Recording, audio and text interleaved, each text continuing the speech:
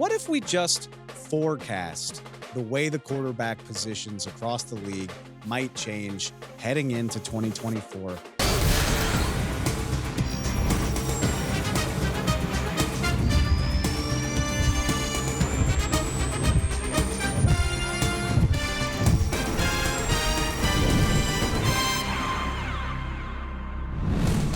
Welcome back to the NFL on Fox podcast. I'm Dave Helman, and it feels so good to be back in your podcast feed on your YouTube channel. Yes, we took some time off to get our minds right, to catch our breath after the Super Bowl, but this is the NFL, and there's no such thing as the off season. It's time to go.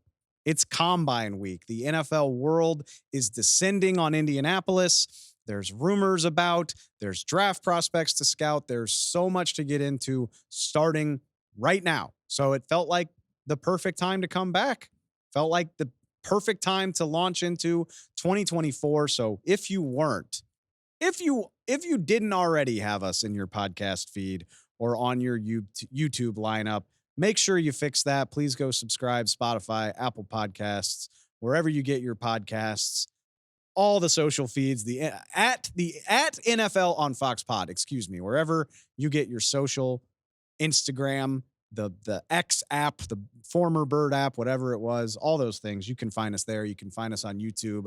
We took a break, but we will be back. We are back, and we're back in style. In addition to a full show, we've got a great conversation for you today.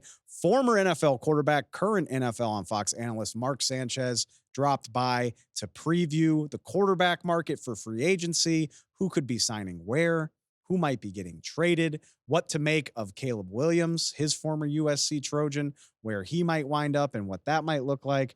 Really fantastic conversation with Mark coming up later on the show. But first, we are back. Some time has passed. There's plenty of news to catch you up on. Let's start with the biggest news that came down just at the end of last week. It's that business is booming. NFL has officially set its 2024 salary cap at $255.4 million for the upcoming league year. That starts officially on March 13th. So like I said, just a little more than 3 weeks away. It is here. It's the largest year-by-year cap jump in salary cap history. Obviously, that's only since 1994, but still, for a league where you usually see a $12 or so million a year jump, a $30 million jump from last year's cap number is astronomical. You don't believe me? Go ahead and look at the reports. I'm reading one from Dan Graziano right now of ESPN that notes several teams, most of the league, was working with a budget in mind of $240 to $245 million. So I've seen this analogy going around a lot, talking about credit cards. Imagine waking up one day and finding out that your budget for the year was that much over what you thought. Teams could be working with as much as $15 million extra dollars than what they were anticipating as they were getting their budgets ready, figuring out what all they needed for the coming year.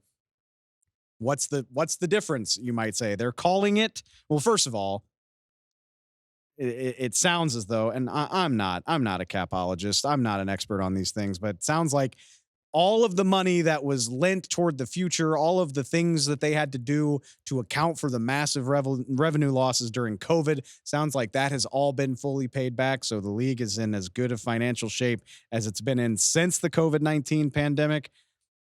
And then on top of that, a quote, extraordinary increase in media revenue. So yeah, somebody go ahead, find a Swiftie and thank them. Taylor Swift showing up on your TV for 30 minutes per Chiefs game just bought your team an extra marquee free agent. Obviously, it's a little more complex than that. I think the major deal with YouTube TV for NFL Sunday Ticket probably had something to do with it, not to mention the $1 billion deal with Amazon to televise Thursday Night Football. Yeah, you can thank all of that as well. But I absolutely think Taylor Swift drawing as much interest as she did to the league over the last 9 or so months played a role in this. If you don't, I think you're being a hater. Is it the main reason for it? No, I don't think so. I do think it's worth mentioning. So business is good, y'all. Don't let the GMs and coaches of your favorite NFL team tell you they can't find the money to sign your guy, because it's clearly not true. $255 million to build your roster with, and teams are already setting about that process. The first big news, we are in the window for applying the franchise tag. Teams have roughly 2 weeks to decide whether they will offer one-year contracts to franchise players. Throughout the league, we'll see how teams handle this as the deadline approaches leading up to free agency. But with the extra money, we've already seen some willingness to use these major tags. Right here at the start of the week, the Cincinnati Bengals have already franchise tagged Tee Higgins. They've offered him a 1-year, $21.8 million contract. Remember, he doesn't have to sign it. He can not sign it and use that as leverage for a long-term deal, the Bengals star receiver, but he is officially out of free agency. Tee Higgins, forget about it if you're thinking about your team putting in a bid. The only question now is, does Tee Higgins play out the contract with the Bengals, 1 year, $21.8 million? Does he continue working with the Bengals on a long-term extension? Remember, that could be tricky with Joe Burrow already on a huge deal, not to mention Jamar Chase coming in the very near future. Or is this a sign that the Bengals are interested in trading Tee Higgins? This is the week for all of that. If I didn't mention, it's a great week to be back. The NFL Combine is kicking off in full gear in Indianapolis. The annual scouting convention, we'll call it, where you get a first look at all of this year's draft prospects. You'll see them do the underwear Olympics and all that. But the more interesting side of it is teams getting together, all 32 teams in one city all week. And maybe the Bengals will talk to people about potentially trading. Hey, what would you give us for Tee Higgins? Seeing reports that he could be worth as much as a first-round pick if the Bengals would rather move on and use a draft pick to replace that talent. A guy with 2,000-yard seasons, 24 career touchdowns. Huge game in that Super Bowl that they lost a couple years ago. Yeah, I think Tee Higgins could get you a first-round pick if the Bengals were willing to do it. We'll see where it goes. Like I said, it's a 2-week window, so we could see teams taking their times with this. Often you'll see NFL teams push this right up to the deadline, but the Bengals saying, we don't even want to deal with the thought of Tee Higgins reaching free agency. He is under team control for at least 2024. We'll see where it goes from here. I mentioned at the top that business was booming. Should throw in the caveat, maybe not if you're an NFL running back. All we know right now is that Tee Higgins has been franchise tagged. We'll see who else gets tagged leading up to that March 5th deadline. But what we have already heard, even at this early date, not a whole lot of teams interested in guaranteeing those 1-year deals to their running backs. Already we're hearing reports. The Giants not interested in tagging Saquon Barkley. The Las Vegas Raiders not interested in tagging Josh Jacobs. Dallas Cowboys not going to tag Tony Pollard. Tennessee Titans not going to tag Derrick Henry.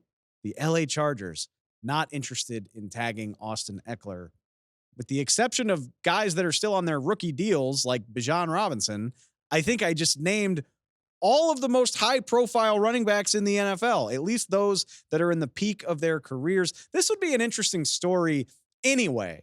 It takes on another layer when you remember where we were last summer, the offseason of running back discontent and the conversation around these same running backs, where the position was going, how much money it was worth, what are marquee running backs worth in today's NFL.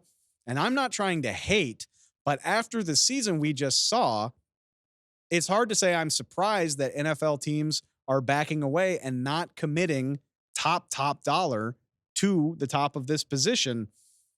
These guys needed to have wonderful 2023 seasons to change that discourse. And the brutal truth is, I just don't think they did. Josh Jacobs led the league in 2022, 1,600 rushing yards, 12 touchdowns, saw his production cut literally in half, 800 yards, 6 touchdowns. More importantly, 3.5 yards per carry. I could go down the list. Saquon Barkley averaged 3.9 yards per attempt in 2023 after averaging 4.4 in 2022. Tony Pollard, yes, fantasy football players, I can still hear you complaining about Tony Pollard's dip in production as the Cowboys lead back. Austin Eckler obviously dealt with injury issues.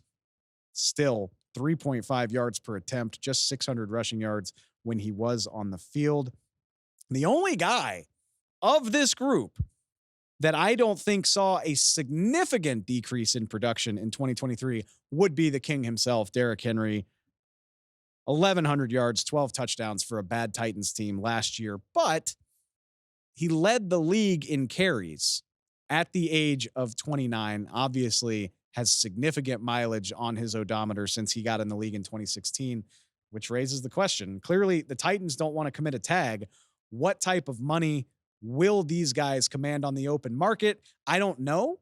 I feel bad for running backs because they do bring value to the NFL, clearly. And at the top of their game, they can be difference makers. But between age, injury, decline in production after a certain point, we're continuing to see this trend that the NFL doesn't want to commit to it big money in the long term. And I can't say that the 2023 season proved them incorrect. The bright side is it should make for an interesting free agency. Like we just said, teams have more money to spend than anybody anticipated. And it sounds like 4 or 5 of the best running backs in the NFL are going to hit the open market together in mid-March. Does that mean teams are going to splash cash on them? Probably not. But it should make for some interesting new signings, movement in the league, star players going to new teams. I'm always in favor of that. Should be interesting to see. Last little bit of news to get to, not running back related, but it fits with the rest of the show. Quarterbacks. I'm going to talk to Mark Sanchez about them plenty here in a sec, but over the weekend, we found out Raiders quarterback Jimmy Garoppolo will be suspended 2 games for violating the performance-enhancing substance policy of the NFL. Just a 2-game suspension.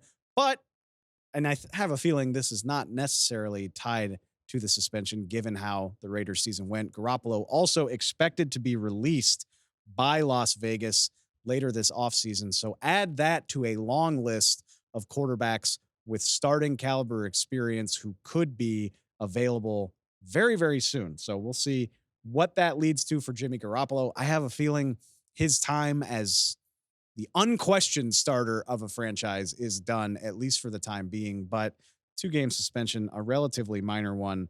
I would guess he's got a chance to catch on as either a well-paid backup or a guy who can compete for a starting job with another team. So we'll see where that goes. But for now, like I said, let's get to our buddy Mark Sanchez talking all things quarterback free agency, as well as some of these big time prospects in the 2024 NFL draft.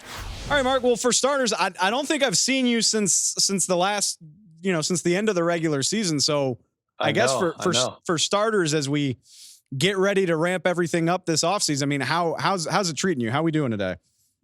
Oh, buddy, I was excited about the Super Bowl, and then I feel like it never ends. The NFL offseason is more important now and more, scrutinized, and there's more media coverage with it now than maybe ever before, and it's only continuing to grow. It's great for us. I'm just trying to figure out why it took so long to get me on the show, big guy. I mean, okay, Super Bowl's been gone for a see, while now. You joke Hopefully like the package must have arrived with the big stack of money in it. Yeah, so exactly. With the gifts. No, you say jokes like that, and trust me, we will start calling you like every week, and you'll regret that you said it. Okay, I take it back. Yeah. I'm just kidding. I'm happy to be here, bro. No, it's awesome to have you on, man. I appreciate it. And like you said, I mean, there is no off season. Let's be brutally honest about it. And so it's combine week. The NFL is descending on Indianapolis, and this is kind of the unofficial start of silly season, where everybody's in a trade rumor and there's contract talks to discuss. But I want to see if you'll let me lead you down a path right here, because I think there's an interesting corollary here. And so it seems like the guy at the center of all the public interest right now is Bears quarterback Justin Fields, for obvious reasons. Right. Interesting situation in Chicago where they hold the number 1 overall pick.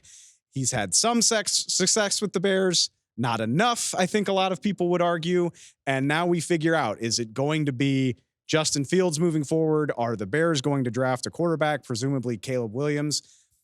obviously you were a big time draft pick for the New York Jets. You have a little bit of history with scrutiny here. Mhm. What do you think this, and Justin said on the St. Brown Brothers podcast like last week, he's ready for this whole process to be over. Just tell me if Yeah, I'm the Bears quarterback or somebody else's quarterback. You have a little bit of history on this. What is this? of What is course, this? yeah. Yeah, I mean, what's this process No, like when you are the for quarterback in question that everybody's talking about? yeah, I mean, I've been through what Justin's going through, where those last couple years with the Jets, I get injured. I'm kind of waiting to hear my own fate, and then you get a call letting you know what's going on. I ended up in Philly and then bounced around the league. However, it shook out for me. But for Justin, he's just ready to either get on to this next chapter or rewrite this upcoming chapter potentially with his ball club. And it's difficult because it leaves a lot of things in question. And obviously, I'm of the mindset, this old school, Bill Walsh, West Coast idea that everything that you do in your organization, the way you sell tickets, the way you meal plan, the way you set up your schedule, is to ensure the success of your starting quarterback. And if you do not see it through his lens, I think there's a disconnect in a lot of places. And obviously, people will say, well, he's a quarterback apologist. He played the position.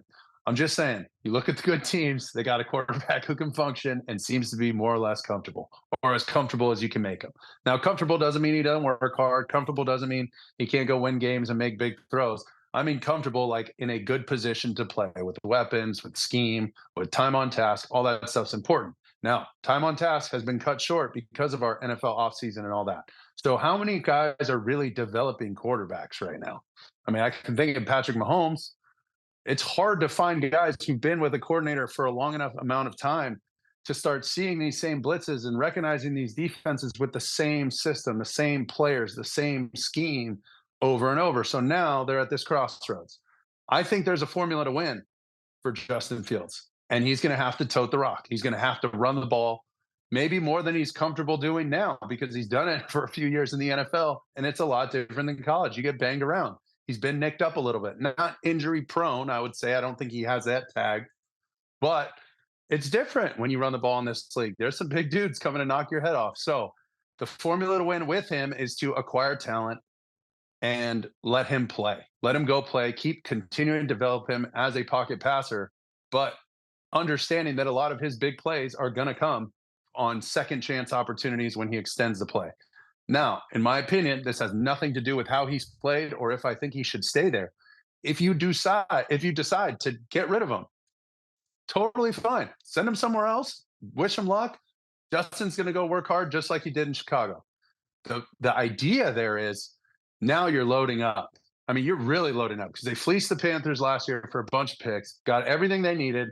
Now, if they feel like one of these quarterbacks, whether it's Caleb, Drake May, somebody else can come in and play for them, and they got the 5-year plan for that guy with all these weapons, you probably go out and get the tackle from Notre Dame with some of those picks, trade back, maybe trade back up if you want to go get one of the receivers to help that receiving core in Chicago. And that's basically your game plan. This is an interesting thing to ask a quarterback about, because I mean, look, there's only so many guys that can do this at the right level to win, right? But at the same time, finances are such a huge part of this, especially. Yeah. It seems like a good bet that a quarterback's going to hit the $60 million mark this offseason. Somebody is. Yeah. So how do you weigh the idea of like, okay, you're either good enough or you're not, versus the obvious value, like you said, of the 5-year plan? I mean, Caleb Williams, Drake May, Jaden Daniels, whoever it is, that guy comes with 4 or 5 years of cost control, whereas Justin Fields is going to start being expensive as soon as next year. How do you kind of weigh that in terms of, well, the better quarterback is the guy you'd rather have, but the financial aspect of this obviously is so big.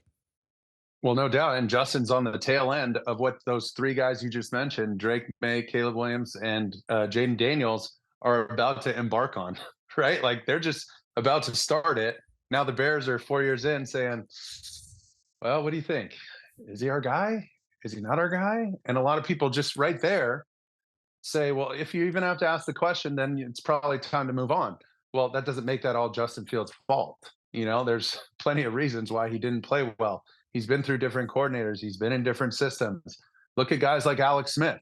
Until they found a system, 5 years, five coordinators, until he found a system, really a language that he started to get comfortable with and, rack up some time on task, it makes life tough. And then you start trying to make plays maybe that you shouldn't. Then you force the ball here, you dive for a first down there, and you fumble, and then these things show up on tape, and it's like, maybe he's not our guy. So that's where Fields finds himself now. I just think that's really the formula for all these teams, and you just nailed it. Is the 4-year plan? The quarterback's cheap. Go load up the roster around him. Okay, look at the Niners. The Niners are in that mode right now because they've gotten rid of Trey Lance and now they have Brock Purdy for as long as they have him for a few more years. I think he gets to $1 million in like 2 or 3 years. But you're only paying your quarterback around $1 million. You load up that roster. And I mean, you hear our guy from Fox, Nick Wright, saying maybe Kirk Cousins goes over there. So as soon as he said that, you got to know this. And I don't know how many people know this. I know some of the Jets people know this, but when I was with the Jets, before I signed my second deal, we had been to 2 AFC championships. After my 3rd year, we missed the playoffs. We went 8-8. It was statistically my best year. Well, I found out later on after I'd signed my deal that the Jets were kicking the tires on Peyton Manning before he went to Denver.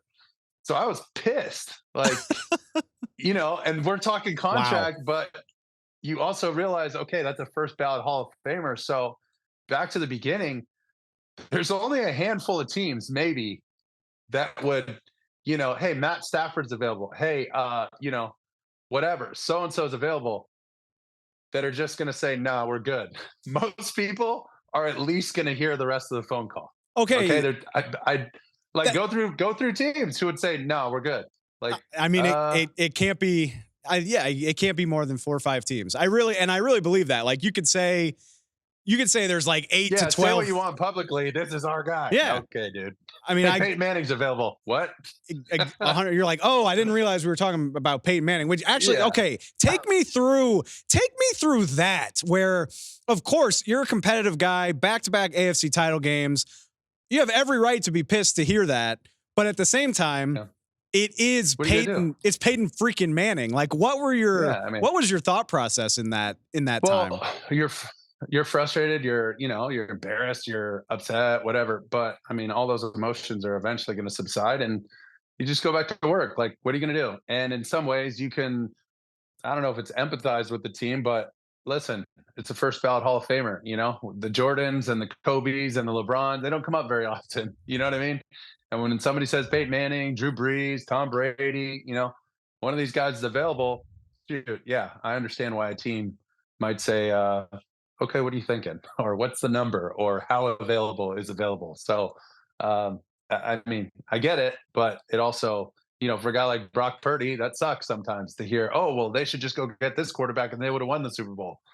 Is that true? Is that fair? Maybe not, but you sign up for it all. Absolutely true. God, those are my favorite stories are the ones that like years later where you're like, oh, this is who they were really on the phone with when they were Yeah, saying all that. no Okay. doubt. Actually, speaking of which, I am curious. All right. We'll see what happens with Justin Fields. And I'm going to get back to Caleb Williams because obviously there's a very Yeah. obvious tie there with you and him. But speaking of Kirk Cousins, and I don't know what the future holds here for him in a few weeks, but it does feel like it's flying under the radar that Kirk is about to hit unrestricted free agency. Like, I don't know if it's because people just assume that he's going to re-sign with the Vikings or because of his Achilles tear. Is it the age plus the injury? Does it surprise you that there's not a little bit more talk about the fact that a guy who was playing really, really good football before his injury is available to do whatever he wants here in a couple of weeks? Yeah, I mean, it was right after, I want to say, the KC game. He beat him on Monday night. No, It's San and then got Francisco, injured but like a yeah, week or but yeah. or sorry, San Francisco, and got injured a week or two later, Yep. whatever it was. Like, I mean, my man was playing great football. So, but it also is. It seems appropriate that it's like less publicized because it's Kirk Cousins. Like, he's very, like, you watch the quarterback show. That was like the most publicized thing he's ever done, and he was still just like steady on the boat, man. And he's just cruising down the highway 55 miles an hour, like steady. And there's something to be said for that. And he also has this ability to turn it on and make some incredible throws. He's had some great talent around him, and that's the thing. Like, where's the right move for him? Sometimes just staying put. I mean, how many times have we seen quarterbacks, free agents go from one place to another thinking there was the right connective tissue, and it just doesn't work. Or even the best ones take about half a season to really get going. Remember, even when Tom Brady did it, the year he wins the Super Bowl, at the bye week, they were like a little over 500, Yeah, they were right like at 5 and 500. It 3. was, Yeah. yeah, like, okay. And then they just ended up going on a heater. So you never know. Matthew Stafford took a little time. They were ready to run him out of LA after like 10 weeks. And then boom, those guys catch fire and win the Super Bowl. So everybody thinks now the bar is, well, if you go somewhere new and you get a new system, those guys could do it. Are you up to that level? Now, that's not totally fair to Kirk, but in some ways that might tell me to stay put. But they have some issues, numbers wise, because I know Jefferson's going to want some money, Kirk's going to want some money.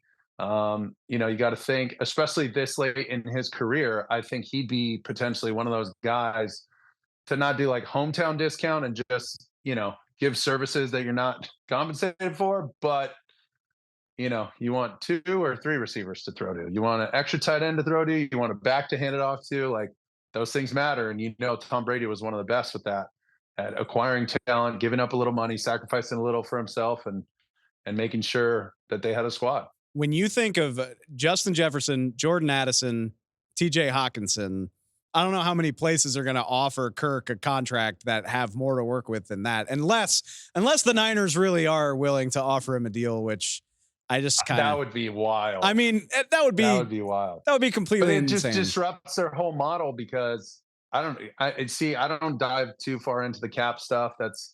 You know, that's all the other guys that do some of that stuff. I don't know what their numbers are with all the guys they got. I know they got some guys cheap late in the year with Chase Young and Randy Gregory and stuff like that, but they got to be paying Hargrave, Bosa. They just backed up the Brinks truck for Bosa. Like, you're gonna have to pay Hufanga, or what are you gonna do there? Where's Fred Warner at? Greenlaw, is he coming back? Like, they got plenty of guys to pay. Debo, they paid. Ayuk got paid. Like, it's I don't know if they can afford a $60 million quarterback. I never doubt a team if they're willing to make it happen, but yeah, I'm going to step out on a Yeah, limb and say that's not happening. With that's a lot.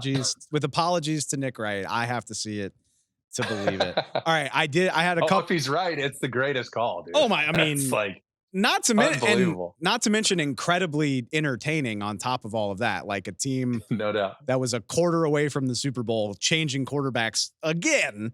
Okay, I have a couple more things I want to hit on with you, and you kind of touched on this. It's very similar to the Justin Fields situation, but another quarterback situation in the NFL that I'm really curious about is Pittsburgh. And you just drafted Kenny Pickett.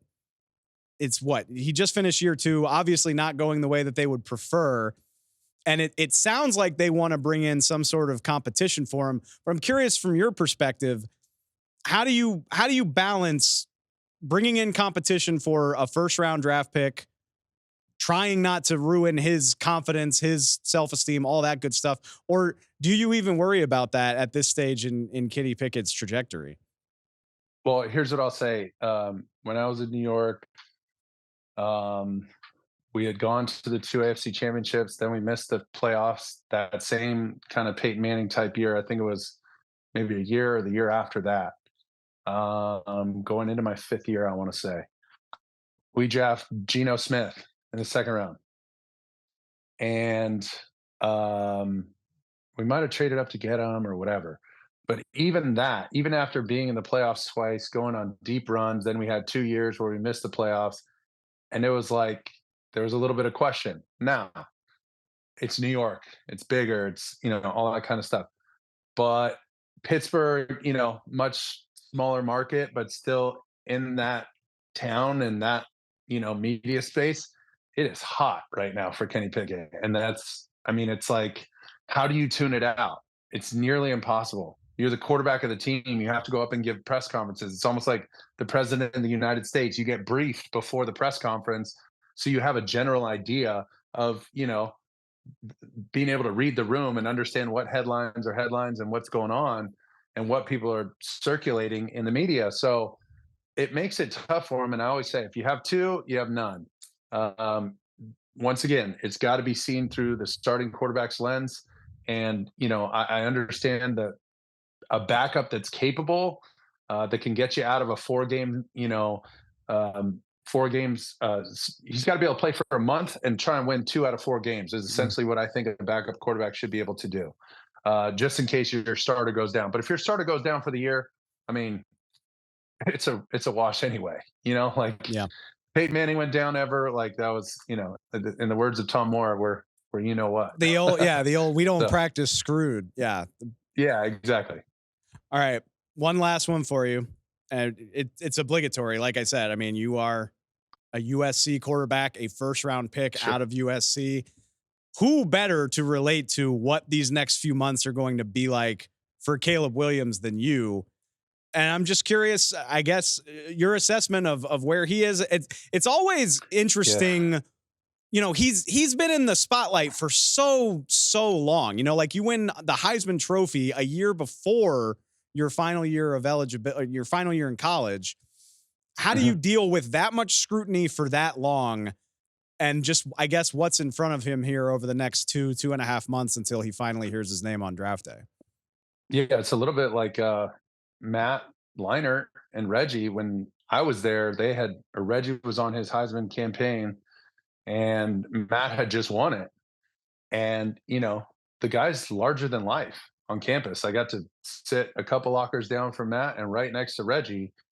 And you see these guys, and it's like, there's people at school all the time just hounding them for autographs. And you see people around trying to take pictures and stuff. Like, I can only imagine what it is today.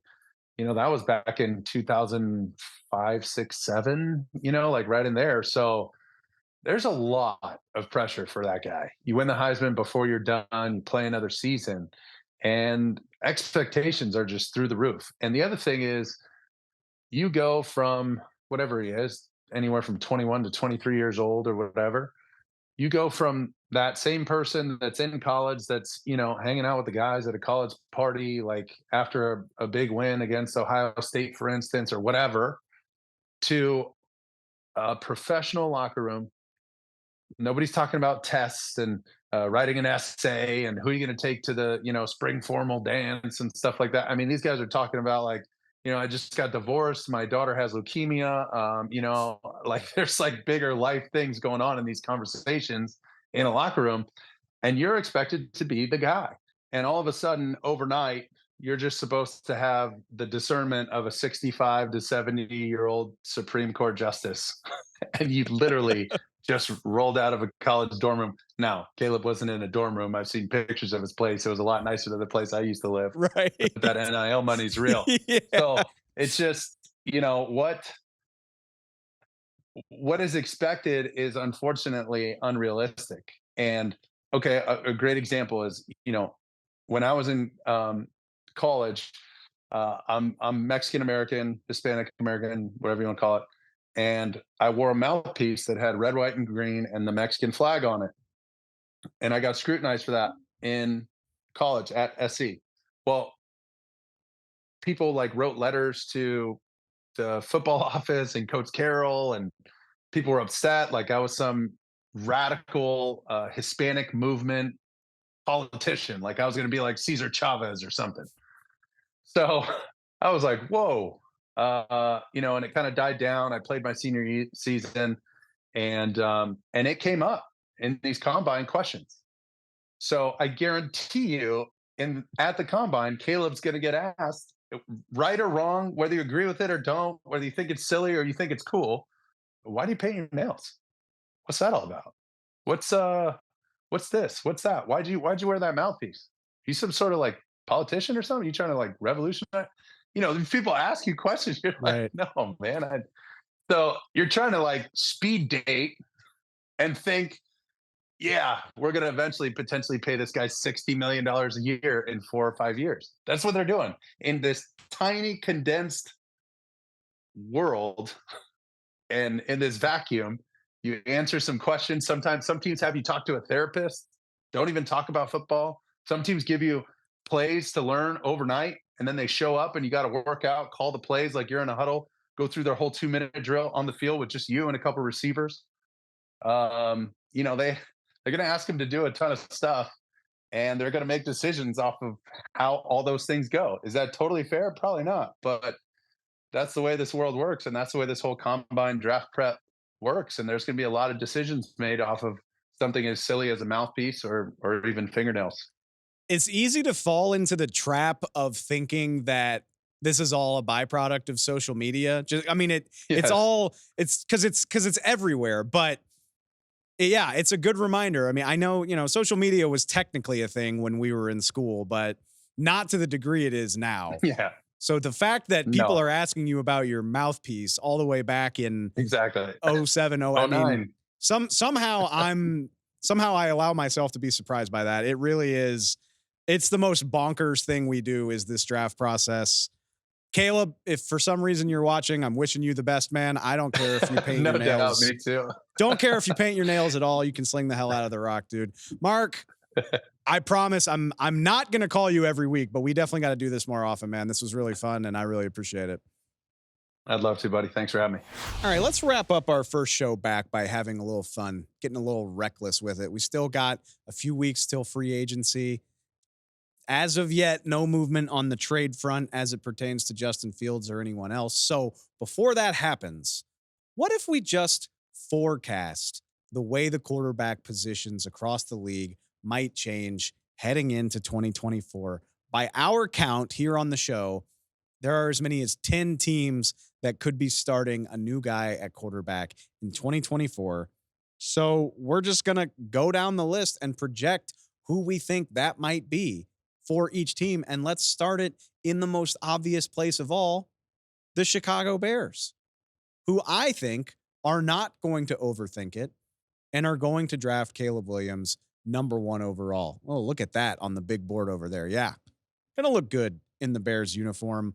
It's nothing personal against Justin Fields, really.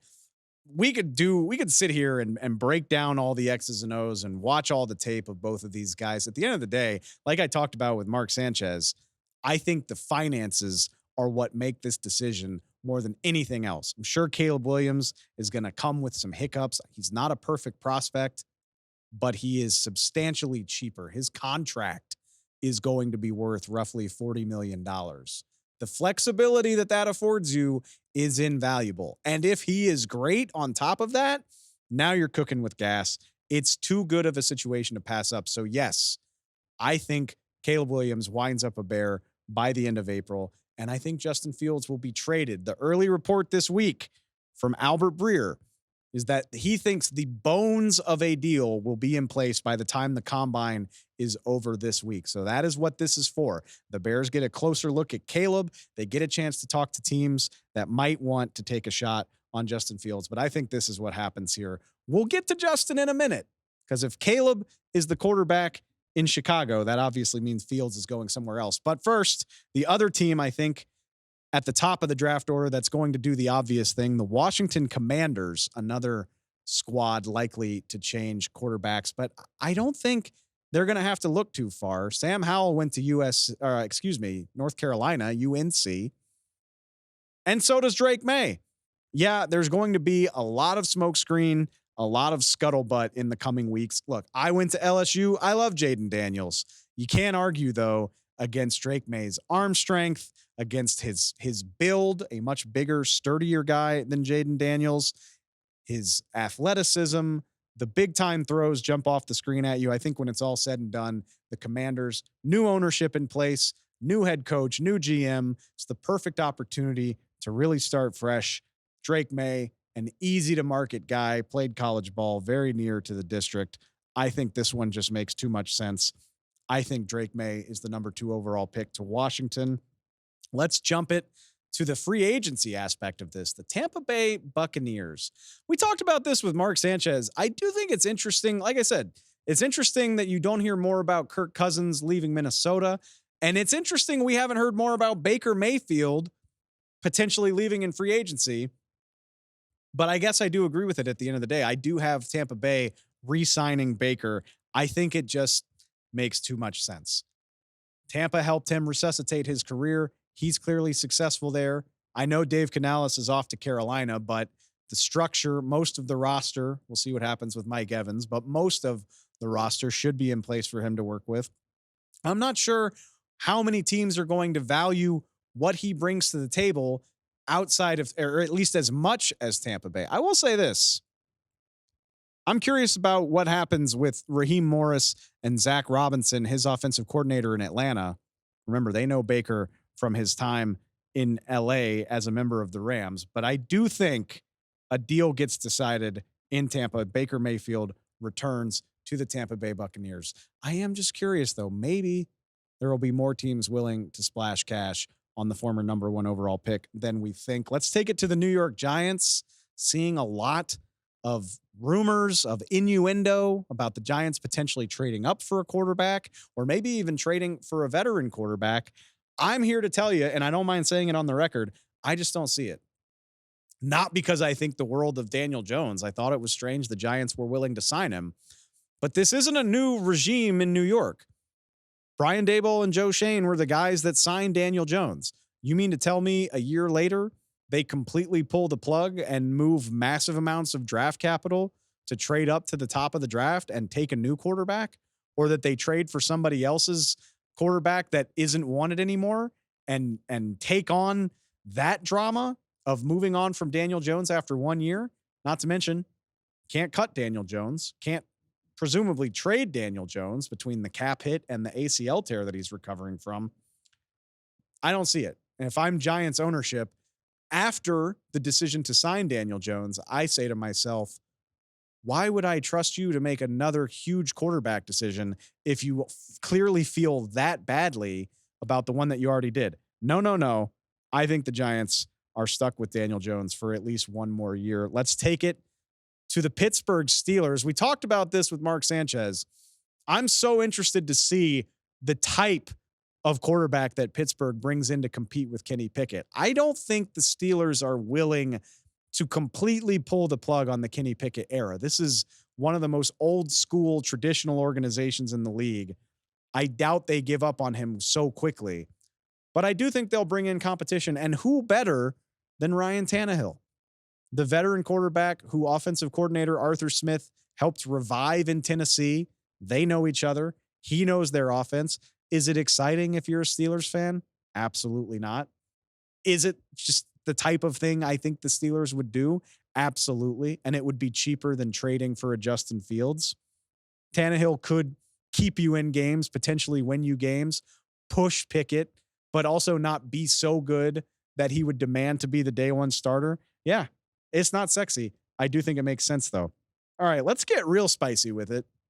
Going back to the draft, let's take it. I mentioned Raheem Morris in Atlanta, but at the end of the day, I don't think the Atlanta Falcons are going to splash big cash on Baker Mayfield because I think they're going to do something a little bit nuts in the NFL draft. And I see the Atlanta Falcons winding up with LSU quarterback Jaden Daniels. I think the Atlanta Falcons, if I can borrow a baseball metaphor, they've had their bat on their shoulder for about 3 years now. They've just been waiting for the quarterback situation to be exactly right ever since Matt Ryan left. And it just hasn't worked out for them. Very quietly, it's one of the only things they're missing. I'm not trying to tell you this is the San Francisco 49ers, but this is a solid roster. There's talent on the defense. The skill players on offense speak for themselves. The offensive line is solid. Quarterback is just about the only thing missing from the Falcons being, like I said, maybe not a juggernaut, but a good team, a playoff team. The decision to just stick with Desmond Ridder and Taylor Heineke is why they didn't win the division last year. So, do they get bold with it this year? Are they itchy to change that and join the ranks of teams that have a young guy worth feeling excited about? You saw what CJ Stroud did in Houston, even the glimpse of Anthony Richardson. I'm sure the Falcons would be ecstatic for a guy that can inspire confidence like that. Jaden Daniels, arm talent, with Kyle Pitts and Drake London, his running ability mixing with what Bijan Robinson can do.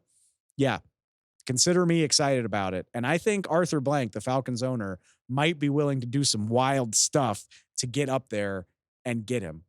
Like I said, the Falcons roster's nice. They can afford to part ways with a couple picks, get up there and do something about it. I would be excited to see it. I'm calling my shot now. Jaden Daniels to the Falcons. Let's keep it pushing. I said we'd get back to Justin Fields. New England Patriots seem like a hell of a landing spot if they aren't in love with the third best quarterback, because that's probably what's going to happen. Patriots picking at third overall. If the top two guys go, look at the New England Patriots. They're not the Atlanta Falcons. I don't think they have the roster in place to compete right now. So what do teams in those situations do? They trade down. They trade away. If the Patriots are willing to trade away from the number 3 pick, they can add draft capital. They can take a bunch of swings to improve their roster, and they could use that capital to send a pick to the Chicago Bears for Justin Fields. Maybe that doesn't excite you if you're a Patriots fan. I think it should. I don't know if Justin Fields is an all-pro, but he's certainly more exciting than what the Pats have had at that position since Tom Brady left.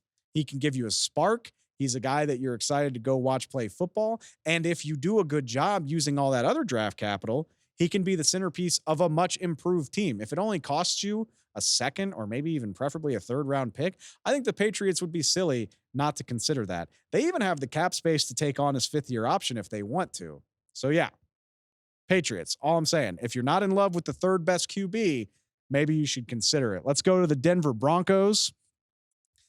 No way to sugarcoat this one. I think the Broncos are slightly screwed. I don't know a better way to say that.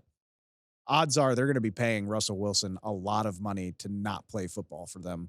So what does that leave you with? They had the foresight to sign Jarrett Stidham ahead of time. So you know he's there, and I would guess he's going to remain there with a chance to start. But how about this? Have you paid attention to how many New Orleans Saints players have made their way to Denver since Sean Payton got there? Who plays quarterback that's hitting the open market this year? Jameis Winston, who recently said on Pardon My Take that he sees himself or wants a chance to compete for a starting job in 2024. At the very least, Sean Payton can give you a chance, Jameis. The history's there. The relationship is there. The need for an affordable quarterback is there. Yes. Go ahead. Thank me later. Thank you, Dave, for predicting this. And if the Broncos are hell-bent on drafting a guy, they're not well-positioned to do it in the first round, but can I interest you in a Michael Penix later on? Yeah, you can still add your draft pick if you want to, but Jameis Winston, just a name worth considering for the Broncos vacancy, in my opinion. Their division rivals, this one is spicy, the Las Vegas Raiders. What if Russell Wilson, after getting cut by the Denver Broncos, signs a small deal with the Vegas Raiders? I don't know how great of a fit it is. I don't know any of that, but wouldn't it be the peak of NFL division rival pettiness if he goes to a division rival to try to help take the Broncos down? And if you're not watching, the other aspect of this, I think Russell Wilson could be a perfect bridge quarterback. He's not what he was. We all know that, but he's good enough to help you win football games. With Devontae Adams potentially bringing Josh Jacobs back, I could see Russell Wilson having success there, and he's a bridge to a new future. I think the Raiders could be another team that does something drastic. J.J. McCarthy, the Michigan national champion quarterback, I would guess he's going to be the 4th quarterback off the board in this year's draft. Maybe with Wilson under contract, the Raiders are willing to trade up to get McCarthy, and you've got your heir apparent with your veteran.